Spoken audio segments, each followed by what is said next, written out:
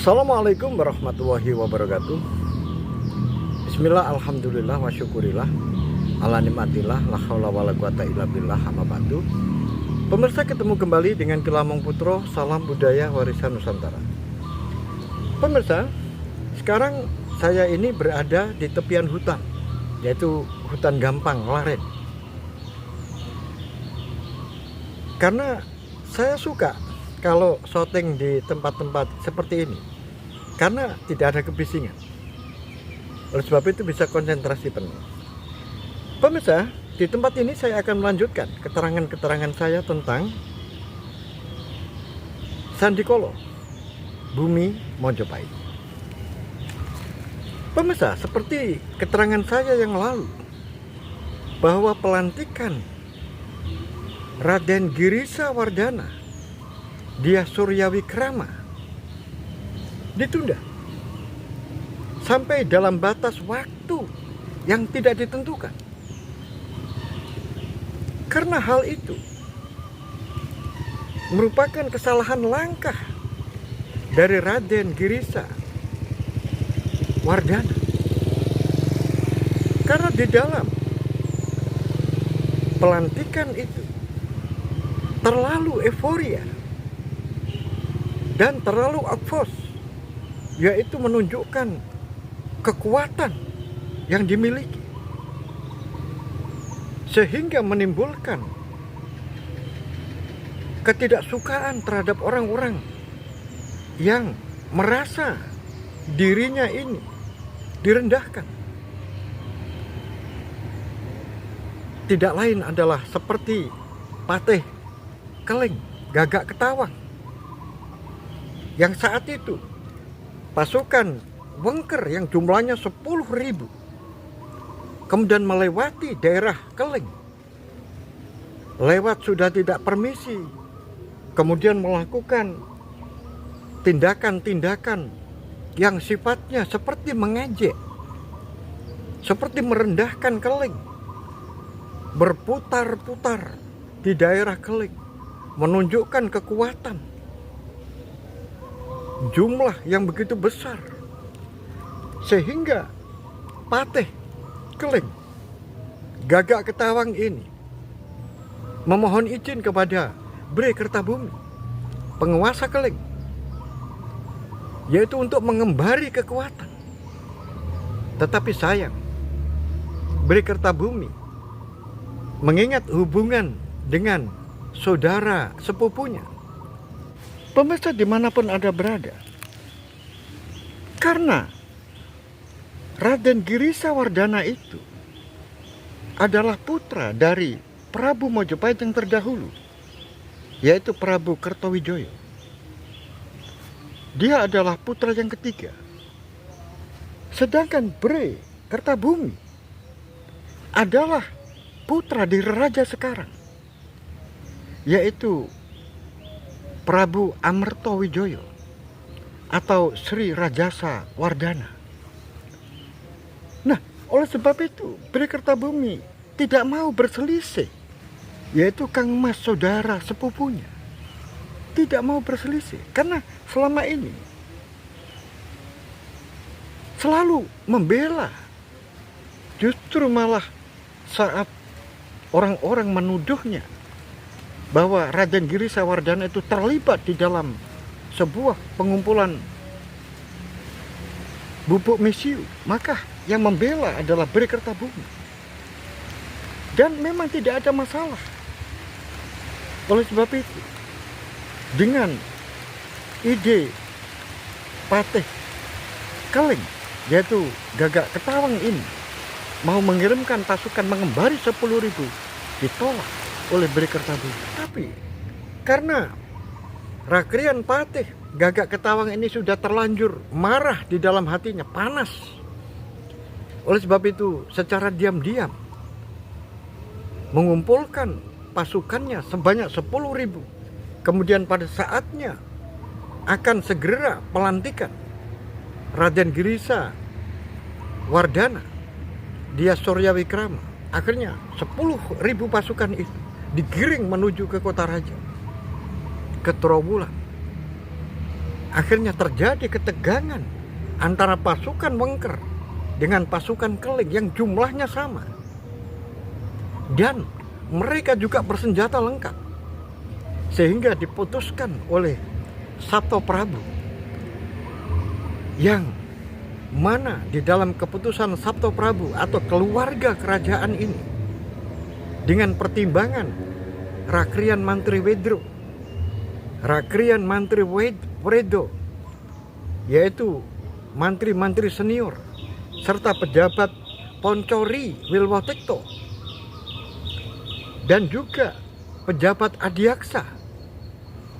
Akhirnya setelah mendapatkan pertimbangan para mantri Wedo, kemudian para Adiaksa, dan juga Poncori Wilwotekto, maka akhirnya diambil sebuah keputusan bahwa pelantikan Raden Girisa Wardhana Surya Wikrama ditunda sampai batas waktu yang tidak ditentukan. Dan untuk sementara pemerintahan dipegang oleh Sabto Prabu. Dan dipegang oleh Sabto Prabu itu sampai terjadi kesepakatan antara Bre Kertabumi yang didampingi oleh Sabto Prabu dan Raden Girisa Wardhana dia Surya Wikrama. Dan siapa yang melakukan penyerangan di antara kedua kubu, maka dialah yang harus dihancurkan, karena dia dianggap sebagai pemberontak. Pemirsa, bagaimana akhirnya nanti? Pemirsa, kita tinggalkan dulu pertikaian dua kubu, yaitu kubu Bre Wirabumi dan kubu Bre Wengker yang ketiga. Sekarang ayo kita ikuti ke Surabaya. Di Surabaya yang dulu namanya Ujung Galuh, mulai tahun 1453 diresmikan oleh Rakrian Kanuruhan, yaitu Lembu Soro, bahwa penyebutan Ujung Galuh itu hanya dipakai untuk menyebut pelabuhan, sedangkan kotanya sekarang disebut dengan Surabaya. Suro artinya wani, boyo artinya bahaya.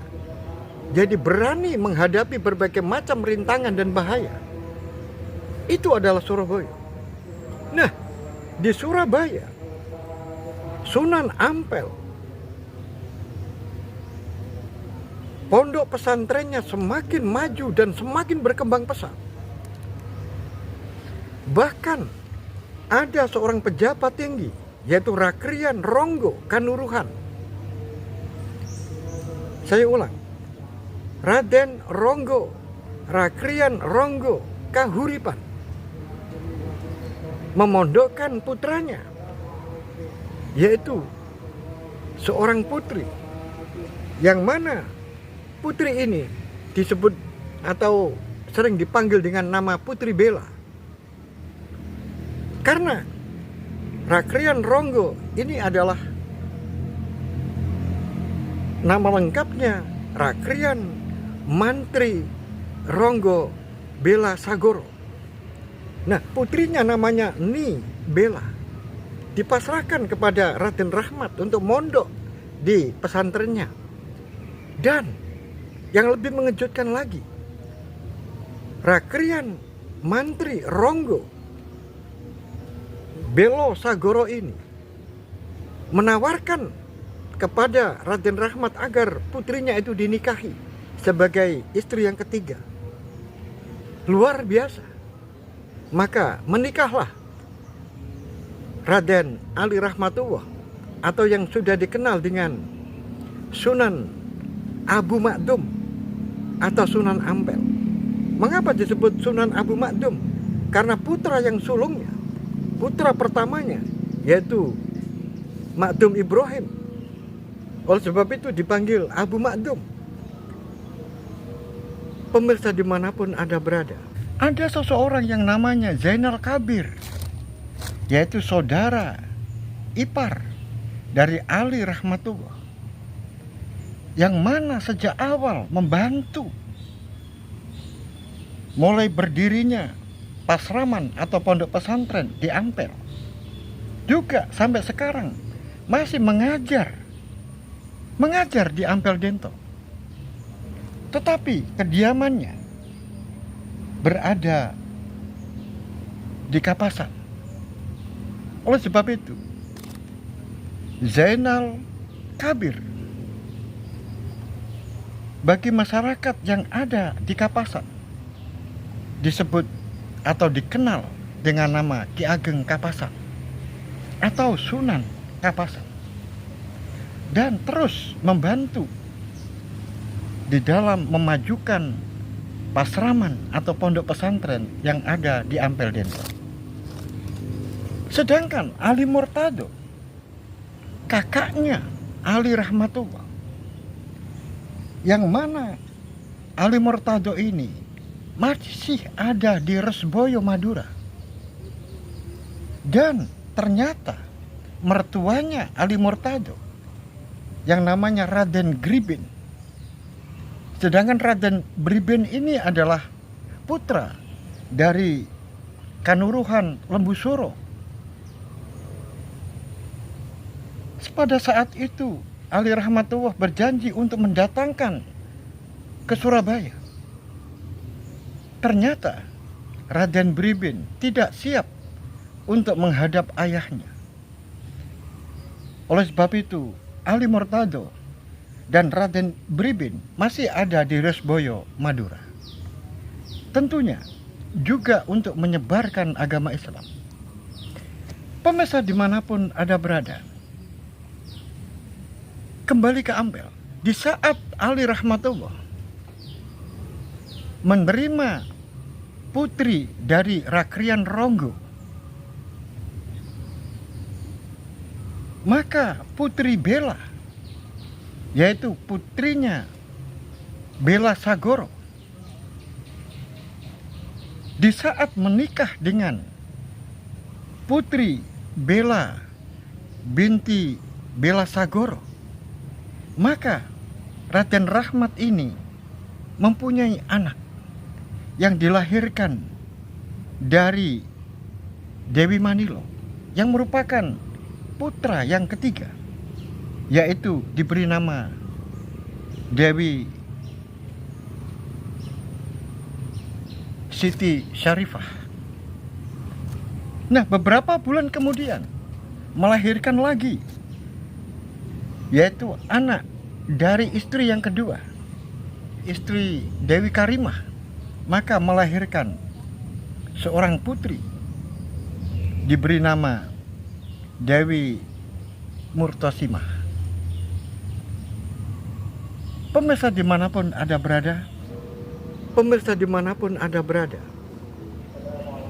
kebetulan di tahun 1453 di dunia Islam digemparkan dengan jatuhnya Romawi Timur. Konstantinopel runtuh, diserbu oleh Kesultanan Utsmani yang dipimpin oleh Sultan Muhammad yang kedua.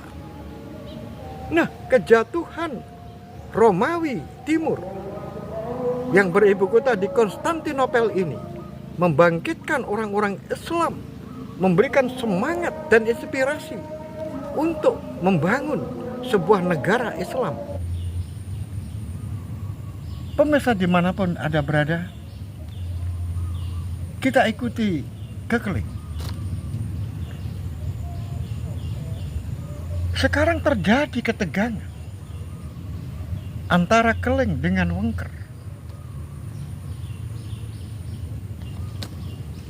Tetapi bagi Bri Kertabumi, apa yang diputuskan dari Dewan Sabto Prabu itu merupakan patokan yang telah disepakati dan harus dijalankan. Oleh sebab itu, bagi Keling, yaitu bagi kubu Bri Kertabumi, dia tidak merasa bermusuhan dengan Wengker. Karena selama ini Raden Girisawardhana, dia Surya Wikrama, selalu dihargai dan dihormati oleh Bhre Kertabumi karena dia adalah Kang Mas, saudara sepupunya. Tetapi dari pihak Wengker dan saudara-saudaranya yang ada di Daha, rupa-rupanya mereka memperkirakan otak dari semuanya ini menggagalkan pelantikan Raja Mojopahit. Ini tidak lain adalah Bhre Kertabumi. Tapi bagi Bhre Kertabumi, hal itu tidak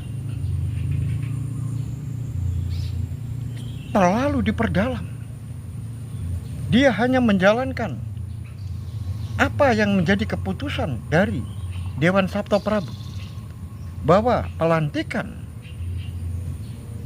Raden Girisawardhana dia Surya Wikrama itu menunggu kesepakatan antara dirinya yang didampingi oleh Sabto Prabu dengan Kang Masnya, yaitu Raden Girisawardhana dia Surya Wikrama. Pemirsa, di Keleng saat itu terjadi hujan yang sangat deras dan petir menyambar-nyambar, sehingga saking derasnya dan saking hebatnya hujan saat itu dan petir saat itu, sehingga gapuro yang ada di depan pendopo agung Keleng tersambar petir dan roboh, sehingga banyak prajurit yang berlarian untuk memberikan kabar tentang jatuhnya gapuro di depan pendopo agung itu. Nah, di tengah hujan yang lebat seperti itu, ada rombongan cikar atau pedati, yang mana rombongan ini pedatinya terhias dengan hiasan-hiasan yang sangat meriah, sehingga menarik orang yang melihatnya. Sayangnya saat itu terjadi hujan, sehingga tidak banyak orang yang mengetahui karena mereka berlindung di dalam rumah masing-masing karena petir sambar menyambar. Akhirnya kedatangan rombongan yang naik pedati itu disambut baik oleh Rakrian Kanuruhan di Keleng. Mereka yang datang itu ternyata adalah orang atas angin. Artinya orang atas angin adalah orang asing, yaitu orang keturunan Cina. Oleh sebab itu, oleh Rakrian Kanuruhan dilaporkan kepada Bhre Kertabumi bahwa ada tamu asing yang ingin menghadap Prabu Bhre Kertabumi. Nah, saat itu Bhre Kertabumi sedang dalam keadaan meninjau, yaitu gapuro yang ambruk karena ditendang oleh angin dan petir, karena hujan saat itu sangat lebat.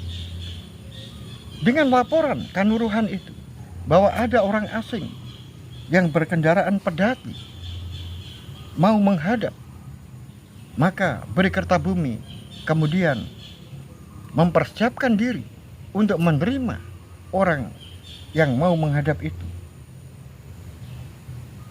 Oleh sebab itu diperintahkan kepada Rakrian Kanuruhan untuk menghadapkan tamu dari atas angin itu. Akhirnya tamu-tamu itu diterima di pendopo agung oleh Bhre Kertabumi. Pemirsa dimanapun Anda berada, siapakah tamu yang menghadap Beri Kertabumi itu? Oleh sebab itu, ikuti terus cerita ini hingga selesai. Sampai di sini. Akhirul kalam, billahi taufiq wal hidayah. Waridha wal inayah. Assalamualaikum warahmatullahi wabarakatuh. Salam budaya warisan Nusantara.